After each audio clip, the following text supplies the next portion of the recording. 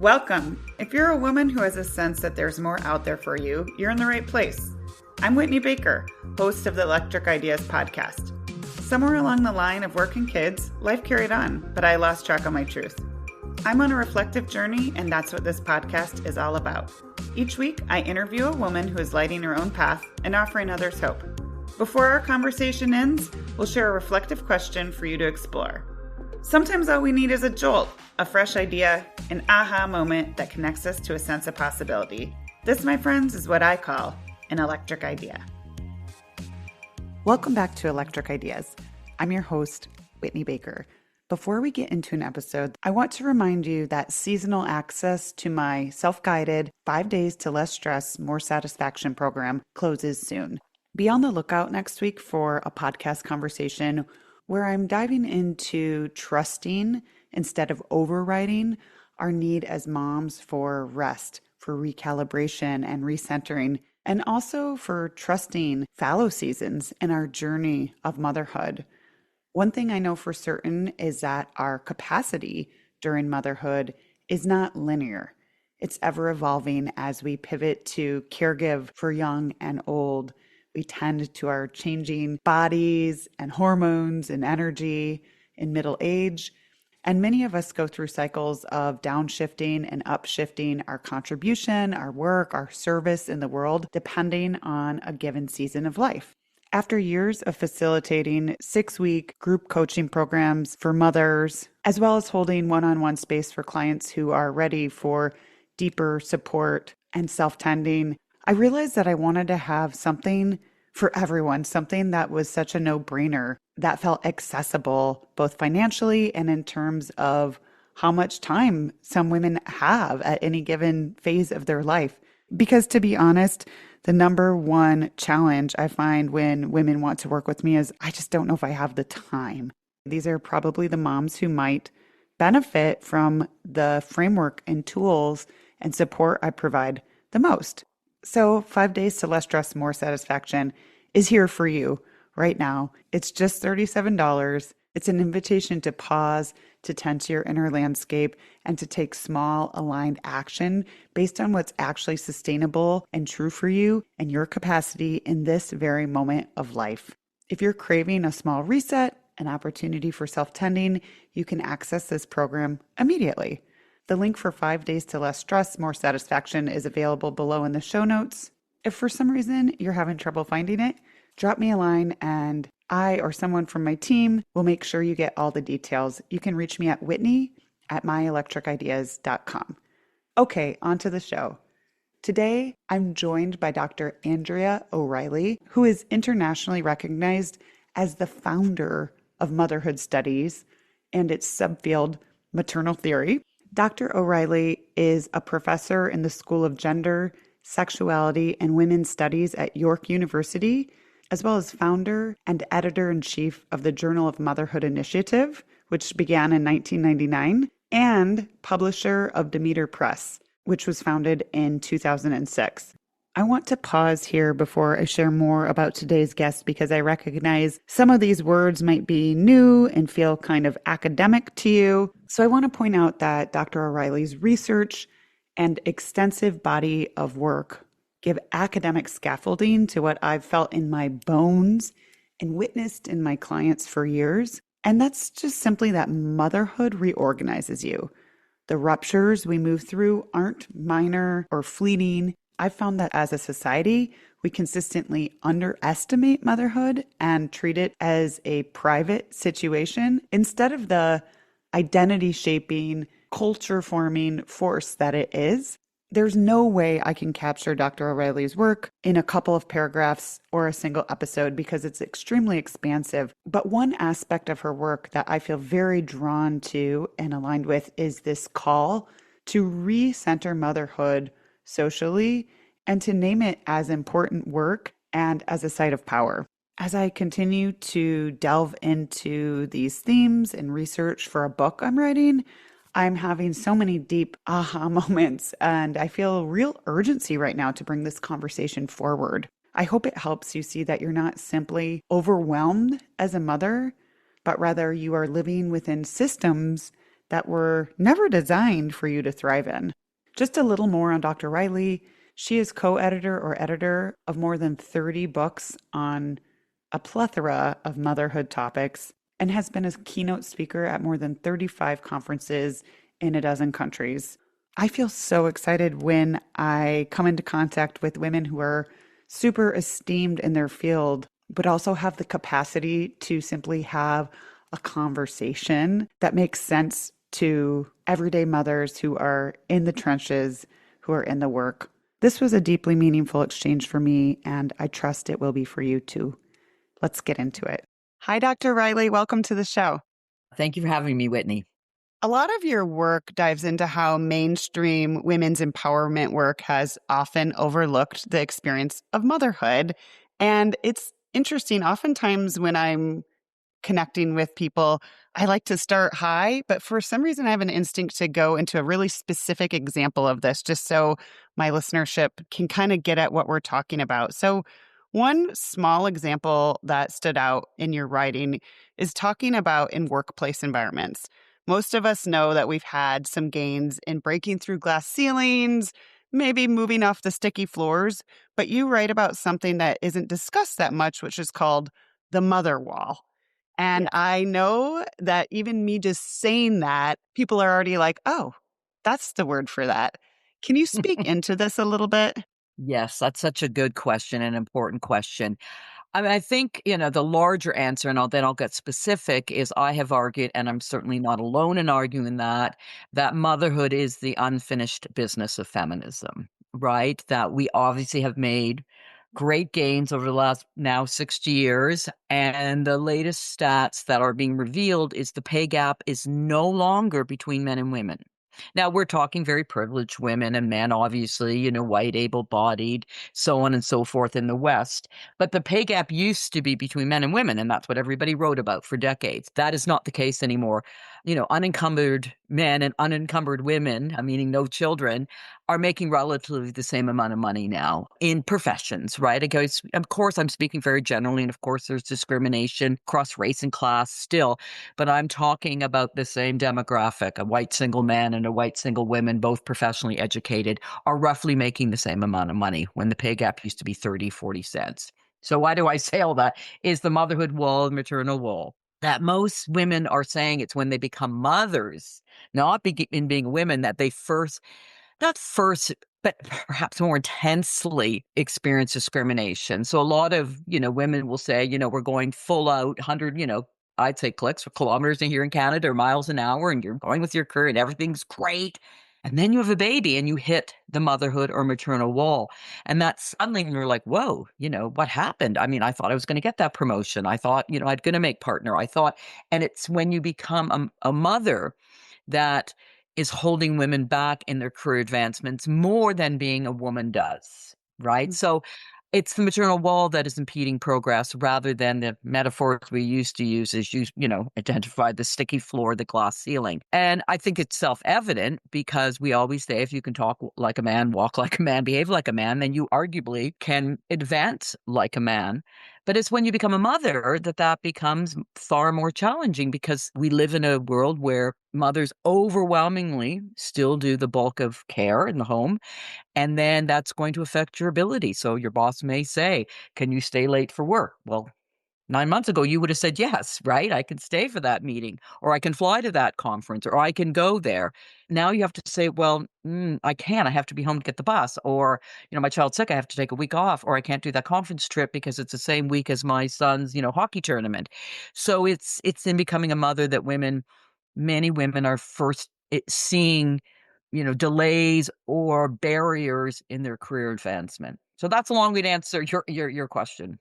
Yeah, I know. I think that that is a perfect opening for us because I think from my lived experience and what's been echoed to me in my community of working with lots of mothers is that, trying to expand creatively and professionally has been bumpy, stressful, kind of like what you were just describing. But for some women, when they downshift from work for the reasons we're talking about, they think of it as a personal failure. And I know I went through that myself. And a big opening for me and really sitting with your work is the insights you shed on how we can reframe this not as personal failures, but system failures. Can you speak into that? Yes. Understandably, when things happen in your life as a mother, you blame yourself immediately with guilt and shame. And, why can't I do this? Why didn't I do this better? And I think the biggest awakening and epiphany women as mothers must have that it's a structural, systemic issue, not one of personal failings. It's not because you're not committed enough or you don't have much energy or not organized enough. It's because we live in a world that fundamentally, emphatically does not support mothers and their children and their families. So when things go wrong or you don't get where you need to be, it's not because you have failed individually. It's because we live in a society, from workplace to public policy to private, intimate relationships, where, as I keep saying, women as mothers are discriminated against. So it's the world that's got to change, not the woman who has become a mother. But that, of course, is the challenge. How do we live in a world that truly supports and respects and recognizes that mothering is work? I get so impatient, but understandable when you say, I've quit work. I'm going on mat leave, or I'm quit work. I'm going to, stay home with my children. I said, no, you've begun work. It's just a Mm, different work. That's not, recognized as work and certainly not remunerated as work. So I think it's because we devalue mother work and see it as invisible and natural and inevitable and requires no skill. It's all driven by instinct, which for me is all nonsense. Mother work is skill and it's learned on the job like any other important work. But because we live in a society that so devalues care work and so invisibilizes it and takes it for granted, that we don't support it, right? And so we live in a world, particularly in the United States, more than many places, that has failed mothers structurally and systemically. yeah, I'm really glad you made that point about mother work because I think people, especially in the political climate we are, kind of walk on eggshells about women's empowerment and what that even means. One thing I've been holding lately is this idea that feminism for motherhood, I think, has to be big enough to hold many expressions of mothering. And a mother can be deeply feminist and never do paid work outside of the home. She Mm, can work full time, part time, creatively. She might love cooking and cleaning. She might hate them. I think that we've othered mothers too much. yeah. And what matters for me more is not what form her life is taking, but whether she has choice and agency and dignity. What do you think about that? Do you agree that sometimes I feel like we're losing a lot of energy as mothers right now, just pointing at each other instead of coming together? Yeah. Yes. I mean, we used to call that 2 decades ago the mommy wars. I don't know if we use that language anymore, but there was several books published out on it the turn of the century, in the early years of our century. But I still think our society pits us against each other because of course it does, right? A conquer and divide mentality. And so if we're always pointing a finger at each other and saying, what you're doing is not as good as what I'm doing, well, of course that works, right? But if we mobilize and come together, and most activists and scholars say it's a false dichotomy anyway. Women moving in and out throughout their lifetime. So I don't think there's ever been a woman who's been completely as a stay-at-home mother.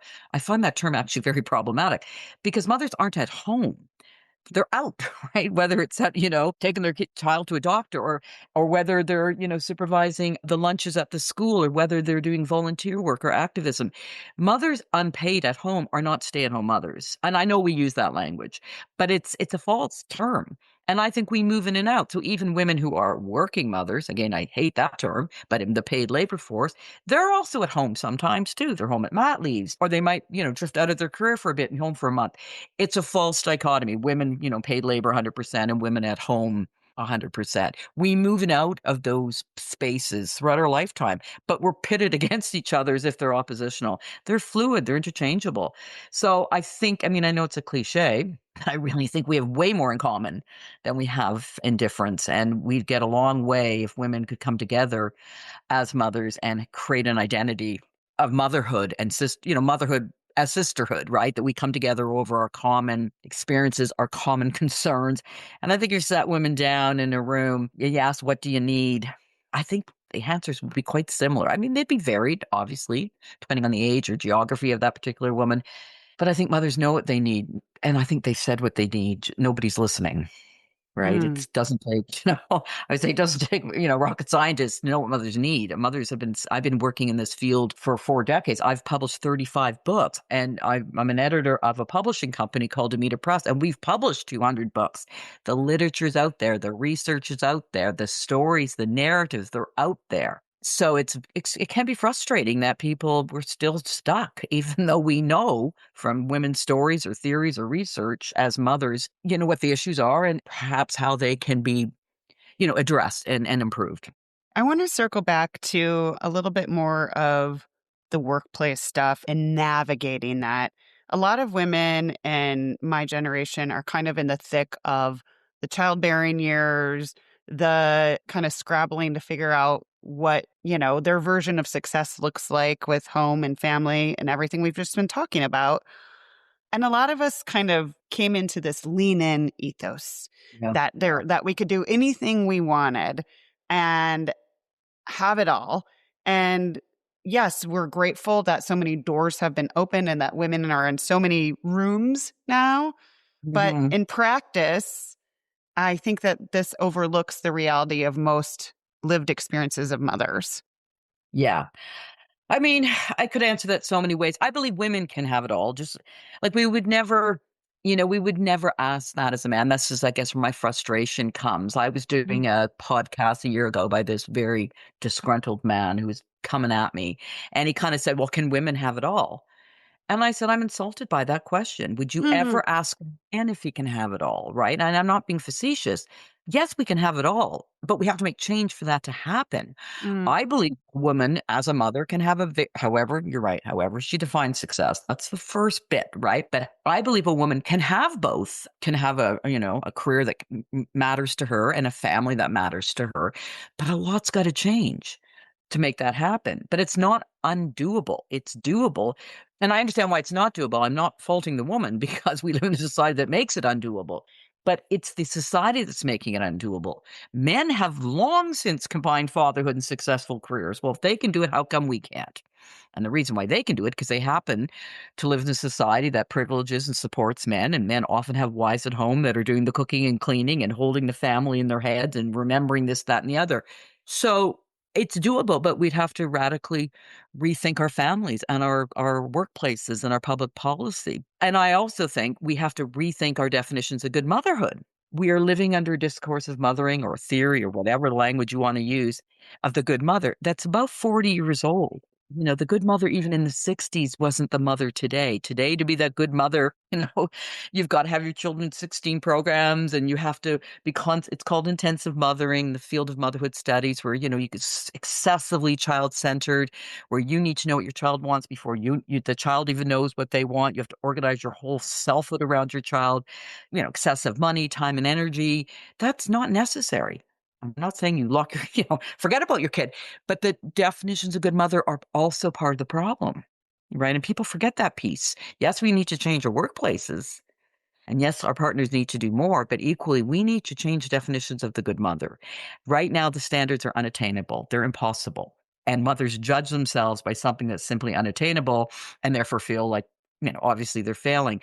So, part of that, what do we need to do? For me, a big part is stepping back and saying, why are we performing mothering this way? For who? We doing it for our Mm. children? I don't think so. Do kids really need or want this? And I understand why mothers do it. We live in a very world and competitive, and you want to give your child the best, and you want to give them the cutting edge. I get all that. But I'm a university professor too, and I'm seeing the damage of intensive helicopter parenting. I'm at the other end where these kids come and they've been overparented, cuddled and never fallen down because their parents wouldn't let them, but they don't know how to get up because they've never learned that. This micromanaging childhood that we're doing is causing, I think, and I'm not alone in that. Developmental psychologists are saying that, educational workers are saying that.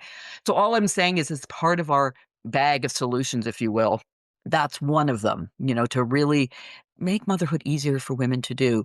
Let's lower our standards a bit, right? Yeah. And make sure children are cared, loved. Obviously, I'm never for a minute saying otherwise. But a lot of what we do of motherhood is performative. It's not about our kids. It's so we look like the good mother, right? With our Mhm. designer stroller or our, you know. weekend camp that cost X number of dollars. My kid got in and your kid didn't. And I know why moms do it. I'm not judging. We all do it. But I think we have to step back and say children for thousands and thousands of years had childhoods that were not less child-centered and less, micromanaged. And those kids turned out just fine. Right? So Yeah. that's part of it too. I mean, I Yeah. know it's hard. I'm a mom, I get it. So we have to think, what do we need to do for women to feel as mothers that they can live the life they want to live, fully supported, and that they don't have to give up themselves to become a mother. Men don't Yeah. have to give up themselves to become fathers. Why do we ask women to? I think you touched on many important points just now. I want to reflect that back a little bit because I definitely have been reflecting a lot on these cultural myths of the good mother, which I know you've written about for decades, but are fresh to Mhm. some moms in my listenership. And I feel like still pervasive about, moms, the good mom, I'm air quoting here, being endlessly Yeah. patient, always available, self-sacrificing. But I think some of the women who are mothering right now, or anybody who's, a mother right now, don't realize how much they're influenced by the intensive mothering culture because they're just so in it. It's just become normative. And Mhm. I'm just wondering, you touched on it, but can you speak a little bit more into why it's not only not the best for moms, but also not the best for the children we're raising? I think it leads to a lot of self-abandonment. And my instincts from working with women and in my own life is that it's a one-way path to resentment, which is not something I want to model for my children and in my household. What's been your Well, I mean, experience? oh gosh, I mean, there's so much literature on this, and it's certainly not all mine. I mean, I've read it, and then I use it for my own research. But I mean, studies across the globe have shown that the best mother is a happy mother. I know that's cliche, but it's true, right? Do we want a woman who's resentful? I like your term, resentful, like exhausted, overwhelmed, disempowered. Do we want those type of people to be raising our children? I would think not. We want a woman who has access to resources, who feels good about herself, who's confident, who's happy. They're the best mothers. And I always use the example of, the instruction on an airplane, when, half the time we never listen, right? But if a mask comes down, what do they instruct you to do first? Put the mask on yourself and then mask your child because you're of no use to anybody if you're unconscious. And this Mhm. actually happened. I was flying with my younger daughter once years ago, and we were flying, and it happened. Right? The mask came down, we had an emergency landing, I'm like, "Oh my," what did I do? I reached for her, and the flight attendant is saying she had her mask on, she's like, "Damn it, hurts." I'm like, "No, I can't put my mask on first, because mothers intuitively, right? So I've used that metaphor in my writing because we need to take care of ourselves to take care of our children. And I'm not talking about a bubble bath or a spa weekend. I mean, that's okay too. But I'm talking about we need to feel good about ourselves. We need to be supported in the decisions we make. But yet we romanticize the self-sacrificing, overwhelmed, exhausted, martyred, I don't have a life mother as the ideal mother. And I'm like, do children want that? I don't think children do. And then they feel guilt. They carry that guilt into their adulthood. So I think the children want us to have a life. They don't want to be responsible for our lives, right? They want us to be able to leave the nest and feel confident in the leaving. And one thing about motherhood, which is kind of, I say to my students, and it's kind of ironic, it's the only relationship that you have, your success is measured how well they can say goodbye to you, right? Hmm. Do you Tell imagine me how more about that. intimate relate but we do. We are raising our children to have a life. I mean, my children are raised. I'm still connected with them. We travel together all the time. My son's actually currently back home living here for a month because he works abroad. Of course, we stay connected with our children, but we are active mothers for a very small part of our lives, right? So let's say we live to 80, 85, 90, hopefully. I mean, 15 or 20 of them are active mothering. And even of those years, maybe 8, 9, 10 of them, or, and maybe even less. Are we going to give up our whole identity? And who wants us to? Our children aren't asking us to give up our identity. I don't think they are. I think our children want us, to obviously raise them well with care and love and attention. Nobody's arguing that for a minute. But I think our children would prefer to see us happy with a life of our own, right? Yeah, As mothers. I fundamentally believe that. Who wants to be raised by an unhappy person? Who wants to be raised by somebody who has no identity? I agree. And I think it leads to over focus on inconsequential things as well. And this is where I get rubbed. I get a little angry. I talk to my daughters about how if we're not able to support mothers, we're missing out on so much contribution for the world's problems. I think a lot of women love the role of mother, and they don't want to compromise whatever they're called to contribute outside of that one role. And we don't have to. The early months and years are pretty intense. I mean, fair enough, Yes. right? So it depends on the moment, obviously, in your journey of motherhood. Those first weeks or months might require absolute attention and nothing else because that's the reality of a newborn. But as our children age, and you have to hold on to yourself because your children are going to leave you. And so many women, perhaps not of this generation, but they completely invested their identity in their children because they were told to. Good mothers do that. And then their children start growing up. And maybe even at 10, bye, mom, I'm going over to a sleepover. And the mom's like, but you're my life. Well, no, you're not. I think it's very arrogant of parents to and put Mhm. that on children. We love them, we raise them, we care for them. Of course we do. And children aren't demanding this of us, right? Children are not saying, Mom, give up yourself. It's society that's saying that, not our children. At least I don't think so. I think our children need to be cared and loved for and have the attention at whatever age they need particular attention. But it's that self-sacrificial, martyred loss of self. I don't have a self outside or before motherhood. That is, I don't think it's necessary, and I also think it's unhealthy for both mothers and family because we need mothers' energy, as you rightly say. We need them in the world. They got amazing insight, knowledge to share with the world. Why are we not drawing on that? Why are we not having them more involved in our culture rather than saying, no, you have no life for 20 years and go away? What are some choices you've made in your own motherhood journey as you're in such an interesting position because you're studying this, you're teaching this, you're living it at the same Yeah. time? What are some choices you've made in your own journey that have helped you keep your sense of agency and still feel really good about the way you're showing up in your motherhood experience? Yeah, I mean, and I think every woman could answer that differently. I mean, mine is more what I've learned generally, but I mean, I wish I had learned it earlier. Is what I'm saying. A lot of stuff. I mean, I was hard on myself and beat myself up a lot. I don't know a mother who hasn't seeing those ideals and saying, I'm not meeting them. My house isn't that clean. I didn't make a meal from scratch, or I didn't read 6 bedtime stories. I only read 4. We're always judging ourselves by that unattainable ideal. And I say to women today, we are in a perfect storm situation that women are expected to do far, far more today as mothers with far, far less support and with far, far impossible standards, right? So it's like this perfect storm that is unique to 2026. The standards of motherhood are way higher than they were even 40 years ago. And the support for mothers is in the basement.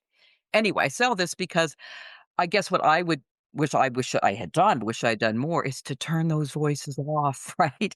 To say, no, and I know it's hard, but to say, and to create a community of like-minded mothers that you can rant and with and so can support you and can be non-judgmental and give you, practical advice, not judgy advice.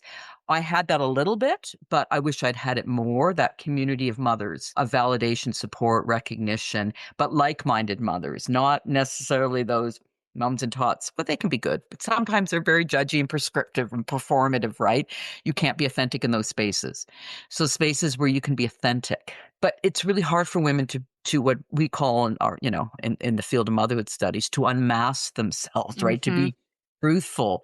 We are all so performative because we know we're being watched and judged, right? So I think it's so crucial for women to have those spaces somewhere, somehow, whether it's girlfriends getting together. I'm a real advocate of book clubs, feminist mother book clubs. You can use literature as a way to maybe tackle those issues that are a bit uncomfortable, but as an opening to talk about, both the joys and hardships of being a mother. We need those spaces. That would be kind of and it's even harder today because we're oversaturated, with social media presence. But I don't know. We can't turn them off, right? But somehow have a more critical analysis of those images to understand they're curated, to understand that Right. even that woman isn't living that life. I mean, I think we know that intellectually, but I still think we're seduced by those really impossible, unattainable images, and we judge ourselves by them. Yeah, 2 things that are sticking out for me that I just wanna reflect back. I think something I've found in my communities is it's great to be in a community of mothers, but when you give yourself permission to be unmasked, you're more likely to find those deeper, authentic Yes. friendships. You're going to find Yep. like when you can do that. It's not always easy, especially when we're I figuring know. this out. But if you can just get to the point that you do it, you find your people. You should feel like you can be free and have that support. So I'm all for that as well. And with the social media stuff, one of the things I share with my clients is like, do a check. You're like watching someone's account who's air quotes supposed to inspire you. Check in. Like, do you feel better or worse after watching that? If it's this like drop in energy less than feeling, unsubscribe. We don't have time for that. That's always my advice there. No, it's good advice, and it should be immediate, that visceral, "How are you feeling a moment at this moment?" And if you're feeling, anxious or feelings of shame or guilt, then yeah, delete, right? We Yeah. we we need nurturing, empowering, validating spaces from others because this is hard going stuff, right? So we need those spaces. Once we get there, we're like, "I found them," but sometimes they're hard. I certainly know my mothering experiences, many women I've interviewed or both professionally and personally. Sometimes it's hard to be that one mother at the perfect play group to say, "My kid drove me crazy. I wish I never had a kid." You know what I mean? Like, you could be Right. not invited to the party, or you could get a private text, "Thank you. Can we meet for coffee?" But Mm. it's a bit of courage to be the one who speaks truth, right? To be the one to unmask motherhood, to say the emperor has no clothes, to pull back the mask in The Wizard of Oz, that curtain. But when you do, you're probably gonna find a like-minded person, but you also might lose friends. You might not be invited to the next whatever. But if that's the case, then so be it. But it's hard to be that courageous when you're so vulnerable, though, because motherhood makes you so vulnerable in so many ways. The love for your child takes your breath away. You feel vulnerable because you're faking it till you make it. You feel vulnerable because you're being watched. So it's hard to be kind of courageous when you're so vulnerable too. So I get that for mothers who might play along because it's just easier than Yeah. to be truthful because then you put yourself out there. I agree. And I think that there's a way to do it where you choose when and how you share Yeah. honestly and you don't contribute to this. I call it the culture of complaining. I think having a bond with other mothers that's not anchored around just complaining about, the home or the life or the partner or whatever. I think, bonding in general and then having honest shares when things aren't going picture perfect is a good Mhm. balance. I agree with you. I mean, we have to move more to complaining. We have to move to conversation, if that makes any sense. I agree with you because complaining doesn't bring about necessarily insight or change or even connection. I agree. Yeah, that was just a subtle nuance that I've seen, and I'm glad you're in agreement. This is just something that's totally different, but I want to make sure that we touch on. So, in other areas of your work, you've written about how mothers are not just caregivers, but also almost producers or transmitters of knowledge through their Mhm. care, through their story building, through their community work. And that's work that, as you've written about, is often invisible or undervalued. And I'm fully supportive of women's access to public life and the workforce and everything we've talked about. But at the same time, I've felt like in this culture that we're in right now, that's kind of driven by productivity, we've almost erased the values of some of these things that women have carried for a long time. How do you think about reclaiming reverence and power for some of this overlooked maternal Mhm. labor? Oh, I completely agree, and that's the challenge. I mean, we said this earlier, but it is undervalued and devalued and visibilized and, dismissed as instinctual or natural because it is not in the public domain, as you say, because unfortunately it's not remunerated in our culture. I know it's kind of academic, but it's so important. The gross national product, what we only measure what productivity that generates wealth, money. And because mothers don't, it's seen as non-productive labor, which is absolutely ludicrous. I mean, our economy would grind to a halt in about 1 minute, maybe 30 seconds, if that labor was pulled. I mean, so many Hmm. studies done. If they say they paid women for the work they do in the home as mothers, it would come in around 80,000 to 120,000 if they had to pay for that, whether it's from a chauffeur to a cook to a laundress to a social worker, all the work that women do, right? To run a household, raise their children, keep home working. Yeah, those are real skills and they are so devalued. And I don't know how I I don't know. We kinda get it and sort of when we write about it and think about it. The actual practice, I don't know how unless women keep, I don't know, validating and affirming the work that they're doing. But increasingly in our culture, I think it's getting that part I think is getting worse. We're increasingly not seeing that as value or knowledge or skill when in fact it emphatically is, right? The production of culture and values and create the creation of family and home takes an enormous amount of skill, knowledge, time, and expertise. It's a loss to our communities that increasingly that is not happening, if that makes any sense. So I Yeah, don't have an yes. answer. I don't have an Yeah. answer other than we have to keep saying it and keep reminding to women that what they're doing is this, right? And it has value and it is skill and it is important. And even though our culture may not see it as such, you need to see it as such. And we need to live in a world where that becomes more valued and central to our way of being. I don't know. I mean, I think you're right. We are losing that, and let's not kid ourselves. I just published a book, actually just came out 3 weeks ago on the mother line. It's called Revolutionizing Mother Lines, and it's about how the centrality of mother lines is in our family and communities and how important they are to transmit knowledge and culture and community and how important they are, but how much they're being now fragmented and distorted and destroyed, that the mother line of our culture. And it is women who transmit culture through stories, through cooking, through embroidery or whatever, through those very feminine tasks is how culture is often transmitted. And we're losing that through the loss of the mother line. Well, I want to bring this full circle, and please correct me if I'm wrong, but kind of what's bubbling up for me as you're talking about this is I feel like a lot of my generation of women were almost told that in order to, I don't know, I hate the word succeed. It's just so Yeah. arbitrary, but in order to like get out there and contribute outside the home, they almost had to act like a man. Yeah. And I think that motherhood has become invisible. I mean, it's like a lot of the women, I feel like that's why the Barbie movie was so popular. You know, Yeah. she has the meltdown that she's supposed to act like she doesn't have kids. And I think you talk about how mothers thrive, children benefit, and society benefits when caregiving, too, Hmm. is just more visible. And I don't know how we get back to that, but I feel like your idea of having a kind of special mom-centered feminism, I hope we continue to investigate what that could look like. Yeah, you're absolutely right, and we need a feminism for mothers, and I coined it matricentric feminism. I don't even know if I like it, but it's, matra means mother and centric means centered. So I really think I've written a book on it. I've done edited collections on it. We're doing a big remote conference on it in March. Like 60 people are all getting together and say, what does a feminism for mothers look like? Does it look like? How do we get it? What can it achieve for us? So it's long overdue. We're calling it sort of the fourth wave of feminism. The most recent, well, not recent, but I published it last year. It's called the mother wave, right? It's the new Mm, wave of feminism, and it's so urgently needed. We need a feminism for mothers because I fundamentally, emphatically believe that we are oppressed, not just as women, we're also oppressed as mothers. We experience oppression through our identity as mothers, which is distinct from how we might experience oppression through our identity as women. I'm not saying one's better than the other, but feminism has looked at how women need to be empowered and how are oppressed. What about how mothers are oppressed and how they need to be empowered? I think they're very different things.